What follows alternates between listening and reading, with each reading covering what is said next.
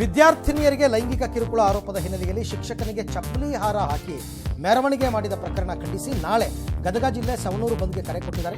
English ಶಿಕ್ಷಕ ಜಗದೀಶ್ ಮೇಲೆ ಹಲ್ಲೆ ಮಾಡಿ ಚಪ್ಪಲಿ ಹಾರ ಹಾಕಿದ್ದನ್ನು ಖಂಡಿಸಿ ಹಿಂದೂ ಪರ ಸಂಘಟನೆಗಳು ಮಠಾಧೀಶರು ಸವಣೂರು ಬಂದ್ಗೆ ಕರೆ ಕೊಟ್ಟಿದ್ದಾರೆ.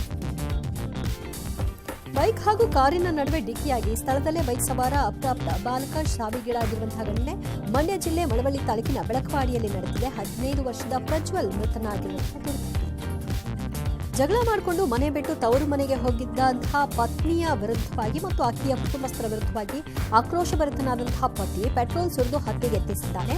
ಬೆಳಗಾವಿ ಜಿಲ್ಲೆಯ ಅಥಣಿಯ ತೆಲಸಂಗಲ ಗ್ರಾಮದಲ್ಲಿ ಘಟನೆ ಸಂಭವಿಸಿದೆ. ಡಿಸೆಂಬರ್ 10ನೇ ತಾರೀಕು ಘಟನೆ ನಡೆದಿದ್ದು ತಡವಾಗಿ ಬೆಳಕಿಗೆ ಬಂದಿದೆ.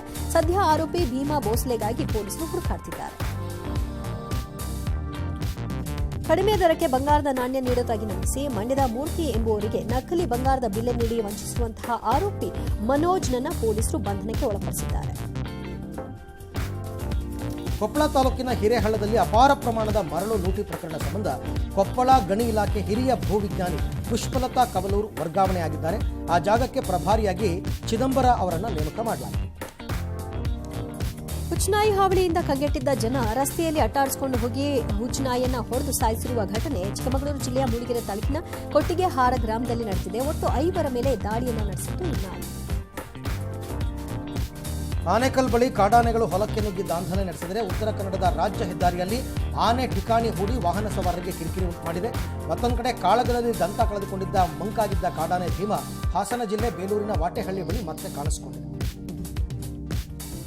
ರಾಷ್ಟ್ರ ರಾಜಧಾನಿ ದೆಹಲಿಯಲ್ಲಿ ವಾಯು ಗುಣಮಟ್ಟ ದಿನ ದಿನ ಕುಸಿತಾ ಇದೆ. ಇವತ್ತು ದೆಹಲಿಯಲ್ಲಿ ಮುಂಜಾನೆ ದಟ್ಟವಾದ ಹೊಗೆ ಆವರಿಸಿದ್ದು ಬೆಳಗ್ಗೆ 6 ಗಂಟೆಗೆ ವಾಯು ಗುಣಮಟ್ಟ ಸೂಚ್ಯಂಕ 462ಕ್ಕೆ ದಾಖಲೆಯಾಗಿದೆ.